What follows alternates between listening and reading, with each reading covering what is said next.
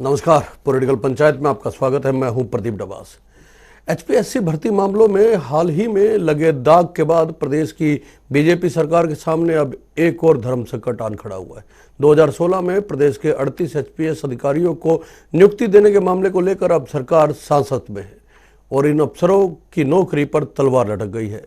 करीब 18 साल पहले यानी 2004 में चौटाला सरकार के दौरान 102 एचपीएस अलाइड सर्विस के अधिकारियों की भर्ती की गई थी। उस वक्त इन भर्तियों को लेकर सवाल उठे थे, लेकिन उनकी ज्वाइनिंग होती इससे पहले ही सरकार बदल गई और 2005 में आ गई हुड्डा सरकार। हुड्डा सरकार ने इनकी जांच के लिए विजिलेंस टीम का गठन कर दिया। इस बीच कुछ अभ्यर्थी कोर्ट चले गए। इस पूरी प्रक्रिया में 10 साल बीत गए। 2014 में बीजेपी सत्ता में आई। 2016 में कोर्ट के निर्देश के बाद उस वक्त के मुख्य सचिव ने 38 अभ्यर्थियों की उत्तर पुस्तिकाओं की जांच की और सही मानते हुए इन्हें ज्वाइनिंग दे दी। 102 में से 38 की नियुक्ति मिली तो इसके खिलाफ करीब 2 दर्जन अभ्यर्थियों ने कोर्ट में चुनौती दे दी। इन लोगों का कहना था कि नौकरी पाने वाले और उनके समान मापदंड है तो उन्हें क्यों नहीं ज्वाइनिंग करवाया गया।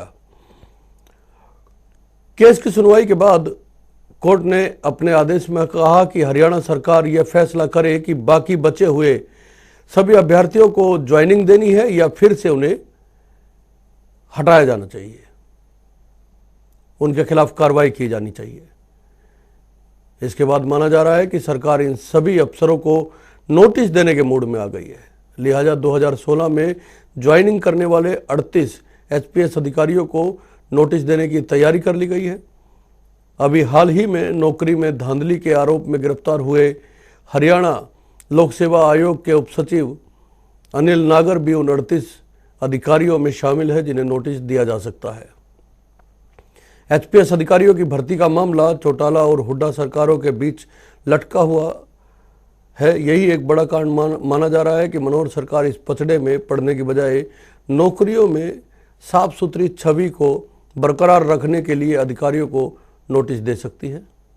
सवाल यह है कि सरकार का कहना है कि नियुक्तियां देने से पहले इन अधिकारियों की उत्तर पुस्तिकाओं की जांच कर ली गई थी, तो फिर नोटिस का दूसरा आधार क्या है। सवाल यह भी है कि कांग्रेस इन लोगों के बीच इस भर्ती को लेकर चली खींचतान के बाद बीजेपी सरकार खुद को निष्पक्ष साबित करना चाहती है। उधर पिछले दिनों एचपीएस के अधिकारी के पकड़े जाने के बाद से कांग्रेस ने प्रदेश सरकार पर एक बार फिर से हमला बोल दिया है। रिश्वत कांड को लेकर रणदीप सिंह सुरजेवाला ने सरकार से सवाल पूछे और इसे महाव्यापम घोटाला बताया है।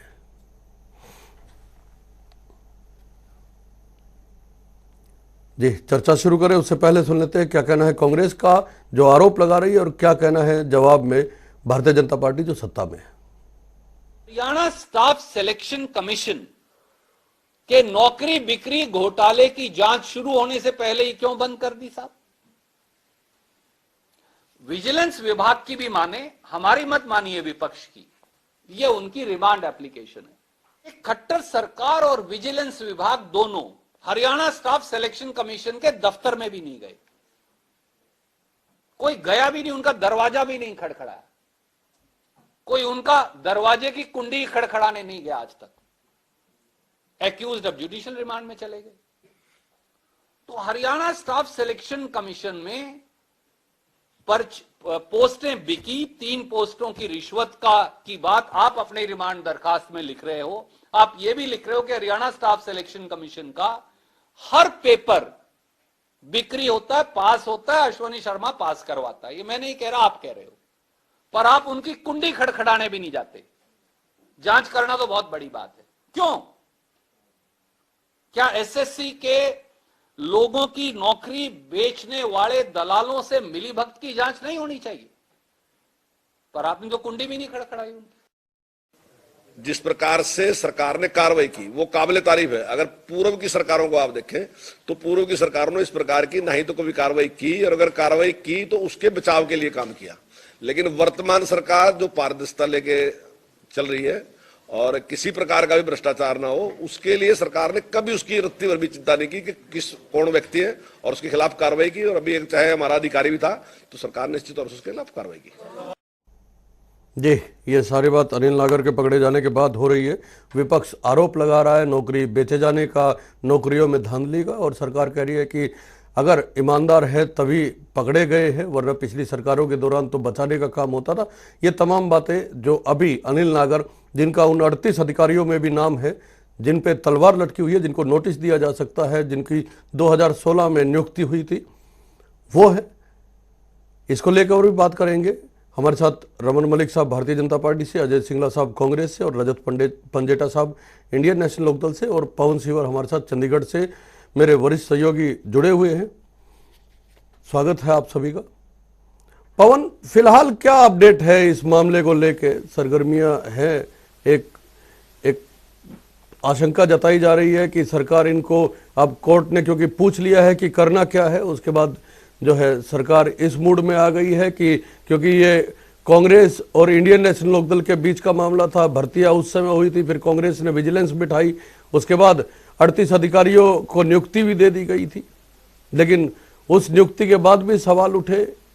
अब सरकार चाहती है कि किसी तरह छुड़ा लिया जाए जो फिलहाल जो उसी नियुक्ति में शामिल हैं, जिनको 2016 में दी गई थी अनिल नागर, वो अब एक और केस में भी पकड़े गए हैं। तो सरकार, क्या ऐसा नहीं है कि सरकार बस फेस सेविंग के मूड में आ गई है?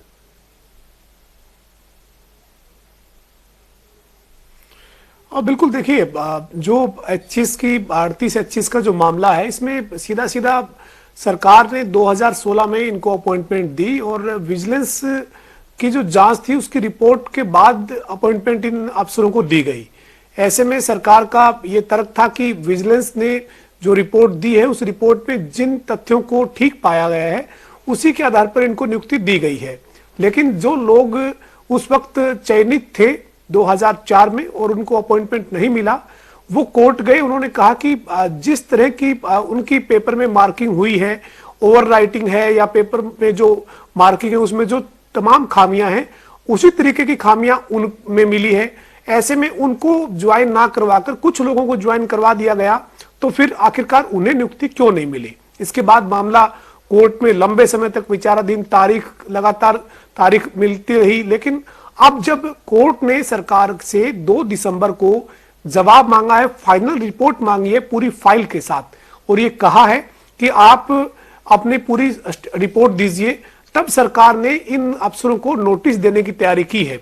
जो मेरे पास सूत्रों से जानकारी है, अभी तक नोटिस गया नहीं है किसी अधिकारी को, लेकिन सरकार ने फाइल के ऊपर अप्रूवल दे दी है, मंजूरी दे दी है, और केवल अब औपचारिकता के तौर पर नोटिस जारी होना है। ऐसे में अगर सरकार के जहन में ऐसा था कि ये कहीं गड़बड़ी से हुई भर्ती है, 2004 से लेकर 2016 तक मामला आ चुका है, लगातार जांच चल रही है, विजिलेंस की बार बार रिपोर्ट आई, कोर्ट में मामला गया, तो फिर अपॉइंटमेंट क्यों दी गई? अगर अपॉइंटमेंट दे दी गई तो फिर बाकी जो लोग थे वो, इसमें एक सवाल और फिर मैं बाकी के सवाल पास जाऊंगा। लेकिन अब सवाल ये भी है कि सरकार का यह कहना है कि जांच के बाद नियुक्तियां दी गई थी। अगर जांच के बाद नियुक्तियां दी गई थी तो फिर सवाल कहां उठ रहा है गड़बड़ी होने का?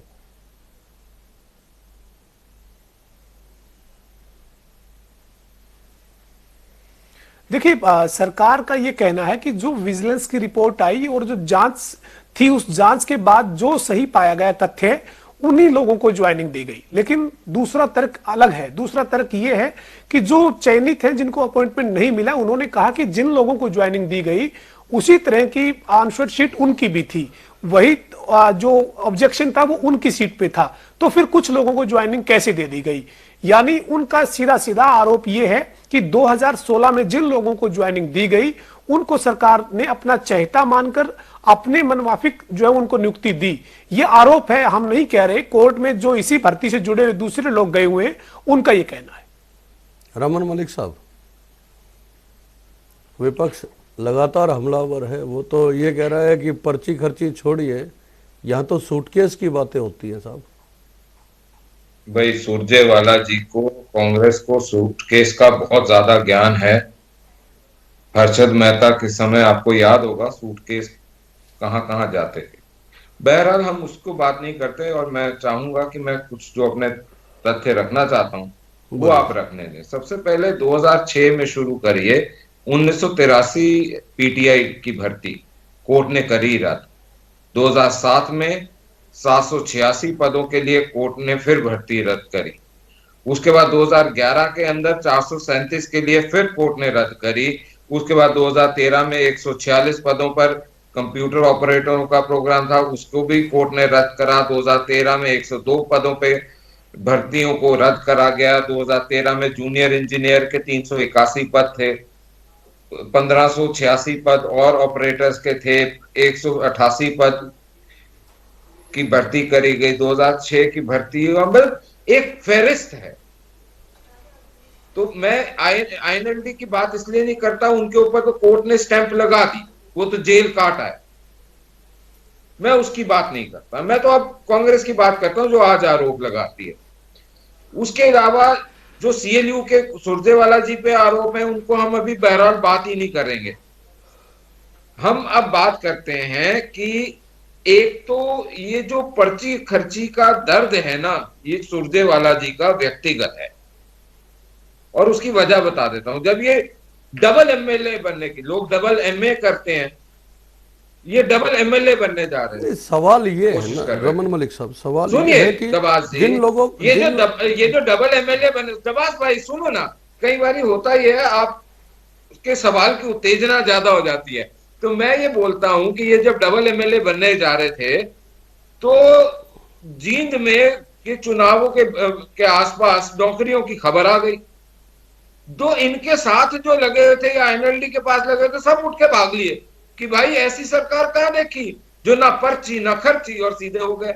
दूसरी चीज कि हमारे पास कहीं से भी इंफॉर्मेशन आए, हमारे को इससे कोई फर्क नहीं है वो किसका रिश्तेदार है, हमारा जान पहचान का है नहीं है, कांग्रेस का है किसी का है, जिसने कानून की अवहेलना करी उसके ऊपर गाज गिरेगी। सवाल तो ये है ना रमन मलिक साहब, अगर आप 5 साल बाद इनको निकाल रहे हैं, 6 साल बाद, तो सवाल तो सबसे बड़ा यही है ना कि क्या आपने जिस समय जांच करवा के इनको ज्वाइनिंग दी थी, क्या उस जांच में आपकी सरकार के दौरान अगर जांच हुई है तो उस जांच में कोई कमी थी, और नहीं थी तो फिर निकाला क्यों जा रहा है? सवाल सिर्फ इतना है। नहीं देखिए दबास भाई, ऐसा है, गलती जहां सामने नजर आए, मेरी हो किसी की भी हो, गलती जहां सामने आए नजर, जहां पकड़ में आए, वहीं उसको दुरुस्त करना चाहिए ताकि वो आगे के लिए कैंसर ना बने। और अगर ऐसी चीज है, अगर ये सोच दूसरों में होती तो 25 साल से एक पत्थर ढोती हुई कांग्रेस अपने आप को पीठ टूटते हुए नहीं नजर में आती। ये नहीं नजर में आता कि हर नेता, हर एमएलए कहीं से कहीं उठ के अपने ही टूटे हुए अंग के अंदर शरण मांगने जा रहा हो। अजय सिंगला साहब, गलती अगर पकड़ में आती है तो उसको वही दुरुस्त कर देना चाहिए। ये रमन मलिक साहब कह रहे हैं कि भारतीय जनता पार्टी अगर इस तरह का कोई फैसला लेती भी है, और नोटिस जिस तरह से पवन ने बताया कि नोटिस होने जा रहे हैं, तो वो गलती सुधार बता रहे हैं भारतीय जनता पार्टी के प्रवक्ता।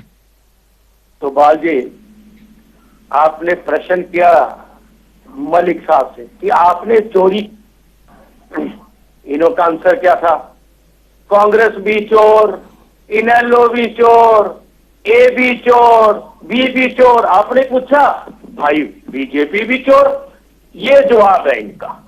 अब तो हरियाणा सरकार को ये चाहिए कि एक मंत्रालय बना दे, भ्रष्टाचार मंत्रालय, और एक कैबिनेट मीटिंग में उसको पास कर दे, और आप सुनेंगे बात, और सेक्रेटरिएट में एक दफ्तर बना दे, काबिल अफसर को बता दे जिसको अच्छी तरह भ्रष्टाचार आता हो, और कुछ लोगों को नौकरी पर रख ले पैसे देके, और पूरे देश में नारे लगाए नौकरियां लो, नौकरियां लो, हरियाणा से नौकरियां लो, ड्राइवर 3 से 4 लाख रुपए, क्लर्क 4 से 5 लाख रुपए। लेकिन सिंगला साहब देखिए, सिंगला साहब कुछ आप एक बात कहिए, सिंगला साहब ये भी तो एक बड़ा सवाल है ना। सिंगला साहब ये भी तो एक बड़ा, सुनिए सिंगला साहब सुन लीजिए, ये भी तो बड़ा सवाल है कि 2004 में जो भर्तियां हुई, आपका 10 साल का कार्यकाल निकल गया, आपने जांच पूरी नहीं करवाई, 10 साल तक आपने, जो कुछ लोग तो होंगे उनमें से जिन्होंने साफ सुथरे तरीके से परीक्षाएं दी होंगी, पास हुए होंगे। भारतीय जनता पार्टी ने 2016 में 38 की नियुक्ति करवाई।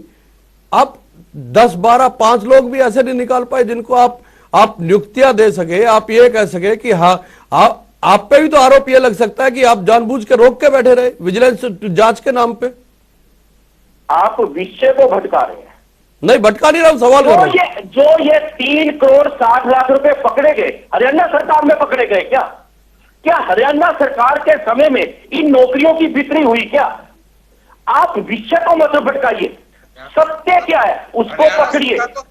ये जो पर्ची कर्ची का खेल है ना, कि खाली शीट छोड़ो, ब्रीफकेस भरो, आओ नौकरियां लगाओ, आप एक सत्यता से नहीं भाग सकते, सच्चाई से नहीं। सवाल जो ये 38 नियुक्तियों का है। आज सिंगला साहब मैं बता दूं, आज जो डिबेट है, आज जो चर्चा है, वो इन 38 नियुक्तियों को लेके है जिनको सरकार अब नोटिस देने की तैयारी कर रही है। इनकी नियुक्तियां हुई थी 2004 में और इनके जो ज्वाइनिंग करवाई गई है वो 2016 में करवाई गई है। 2004 में किसकी सरकार थी? चौटाला साहब की, यानी कि उसमें कौन था जो आज जजपा में भी है?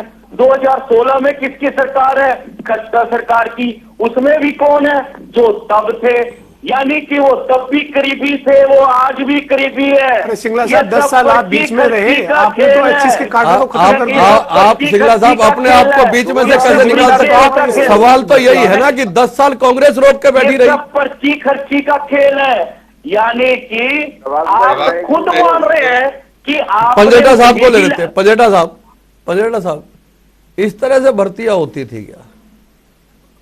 ओवर राइटिंग है ना, पेज खाली छूटे हुए हैं, ये तो जांच में आया है।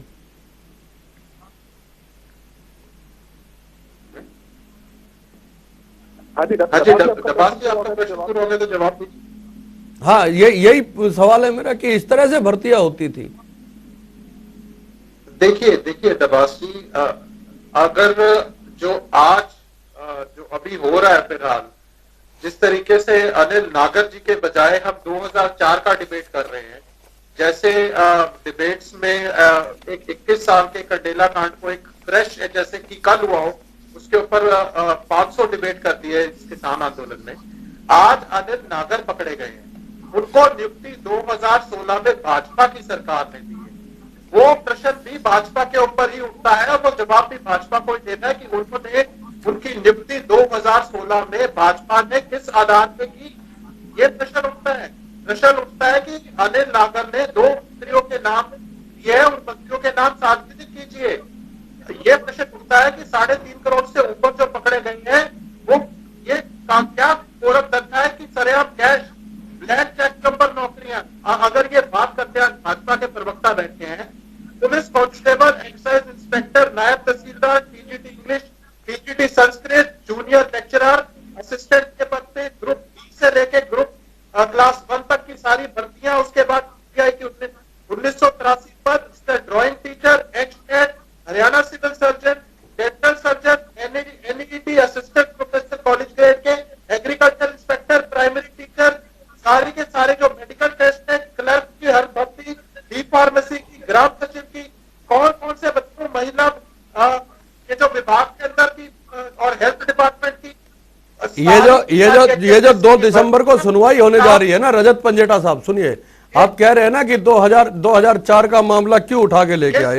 क्योंकि इसकी सुनवाई इन लोगों का केस जो है ना, करीब 20 साल से अटका हुआ है। 10 साल जो है कांग्रेस ने ज्वाइनिंग नहीं दी और भारतीय जनता पार्टी ने अगर ज्वाइनिंग दी तो उनके ऊपर तलवार लटकी हुई है। उसकी वजह मैं बता देता हूं।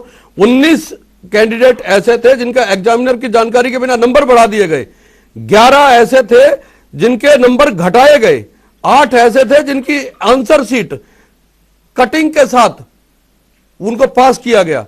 आप देखिए तो सही, 2 ऐसे थे जिनके पेंसिल से अंक दर्शाए गए या पेन बदले गए। ठीक है, आप कितने लोगों को कितने लोग ऐसे हैं जिनके जिनके हकों को मारा गया। ये भर्तियां तो 2004 में हुई थी, 10 साल तक कांग्रेस उस पर जांच बिठा के रखी, आपने भर्तियां की। अब भारतीय जनता पार्टी कह रही है कि जांच के बाद उनको नियुक्ति दी गई है, तो फिर तैयारी किस चीज की है उनको नोटिस देने की? जवाब तो आप तीनों से बनता है ना, जवाब तो आप तीनों से बनता है, कांग्रेस से भी, बीजेपी से भी और इंडियन नेशनल लोकदल से भी।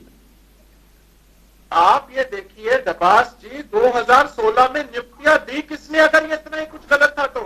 और ये तब से अब तक चलता आ रहा है। आप कब की बात कर रहे हैं? दो बारी तो अनिल नागर जी ने स्कैन कर दी ओएनआर शीट, 16 एमआर तो उनके पास मिली है, 24 एचसीएस के रोल नंबर मिले हैं, 17 वो मिले हैं, ओएनआर कहां तक चल रहे हैं?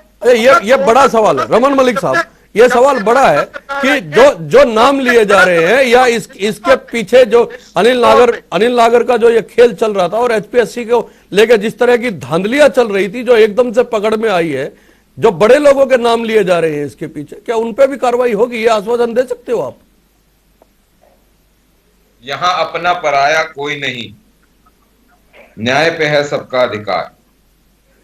ये समझ के चले जो भी हैं कि यहाँ पे अपने घर के बच्चे को नहीं बख्शा जाता, तो फिर कोई गलत करे तो क्या होगा उसका, वो समझ के चले।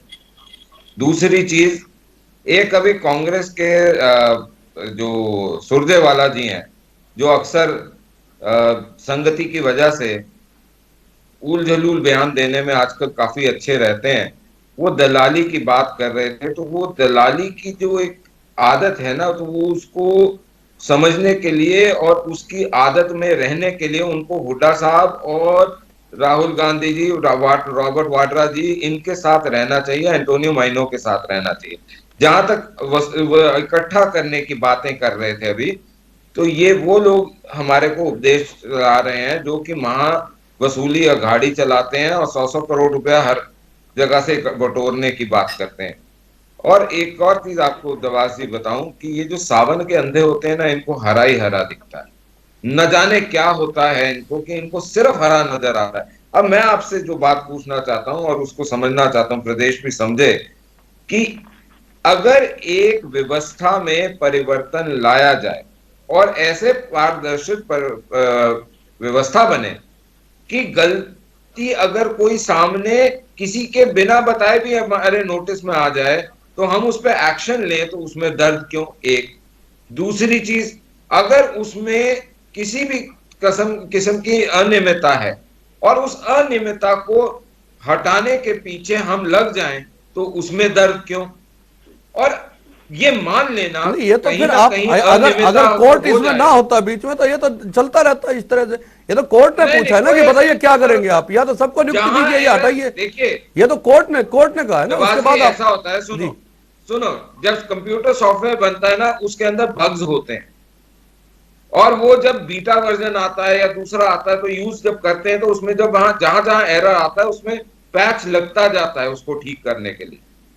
वैसे ही प्रशासन होना चाहिए कि जहां जहां लीकेज सामने आए वहां पैच लगे। मैं एक बार पवन को कहूंगा दोबारा क्लियर करें कि कैसे क्या है, जरा रमन मलिक जी अच्छे से समझ ले कि है क्या ये पूरा मामला।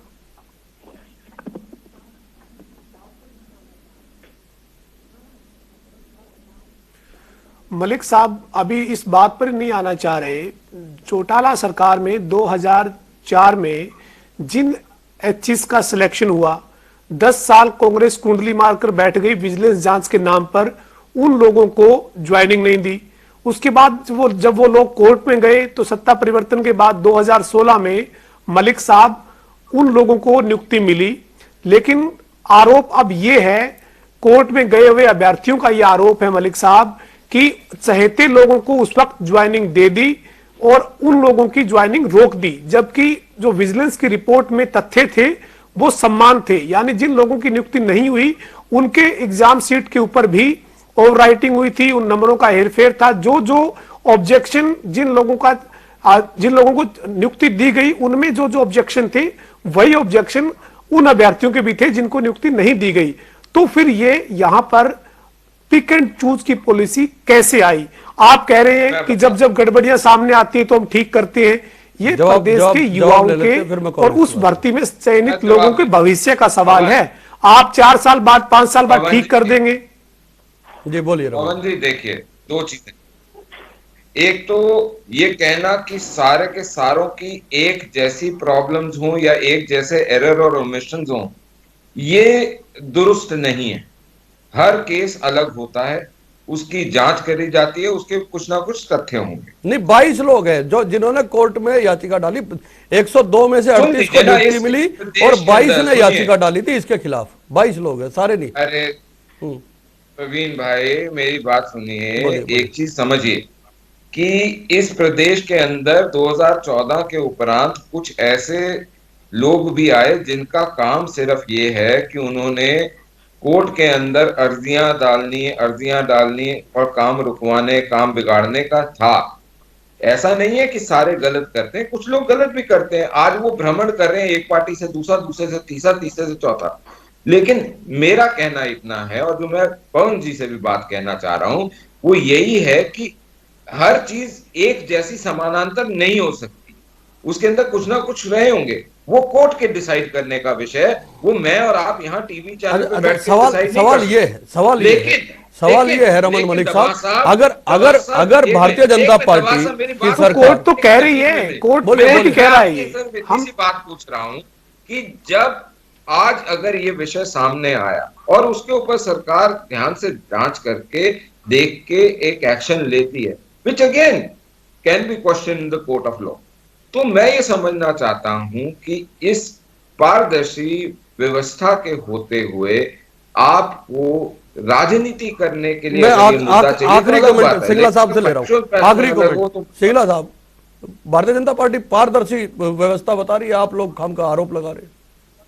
ये जो मुखता है ना, मुखोत्ता, ये तो खत्म हो चुका है। बिल्कुल हरियाणा का युवा इस समय इतना निराश है कि वो समझ नहीं पा रहा कि वो करे तो क्या करे। तो क्या करें? रजत ट्रांसपेरेंसी जी, की बात कर रहे हैं। 30 सेकंड में खत्म कीजिएगा, ट्रांसपेरेंसी मेरे की को बात वाइंड अप कर रहे करना हैं। है। रजत जी 30 सेकंड में। देखिए प्रदीप जी, इससे पहले जो उप सचिव रहे हैं प्रद्युमन सिंह, उनके ऊपर भी बहुत, जो उनके कार्यकाल में जो एचसीएस भर्तियां हुई हैं, उनके ऊपर भी प्रश्न चिन्ह है। क्यों उस समय के जो एचपीएससी के मेंबर्स थे उन्होंने इंटरव्यू देने से मना कर दिया था, ये बताए रमन मलिक जी। अगर 2016 की ये बात करते हैं, इन्होंने 2 मिनट में चौटाला सरकार के ऊपर सारा इल्जाम लगा दिया। उस भर्ती के अंदर एक, मैं चैलेंज करता हूँ, एक 3206 में से एक तो सामने लाइए जिसने कहा कि मैंने पैसे दिए। लेकिन सबसे बड़ा सवाल यह है कि भारतीय जनता पार्टी का यह कहना है तो कि भारतीय जनता जांच के बाद पार्टी नियुक्तियां दी गई थी, तो जांच के बाद अगर नियुक्तियां दी गई है तो अगर इन लोगों को या इन अधिकारियों को नोटिस जाता है तो वो सरकार क्या बैकफुट पे आ रही है? या फिर एक बड़ा सवाल यह है कि नियुक्तियां इंडियन नेशनल लोकदल के समय हुई थी और कांग्रेस के 10 साल में जांच का नाम लेकर रोका गया, तो यह भी एक सवाल उठाया जा रहा है कि क्या भारतीय जनता पार्टी इनेलो और कांग्रेस के इस बीच में अपनी छवि को बरकरार, जो पारदर्शी का नारा दिया जा रहा है, उसको बरकरार रखने के लिए नोटिस जारी करेगी। बहुत बहुत धन्यवाद, नमस्कार।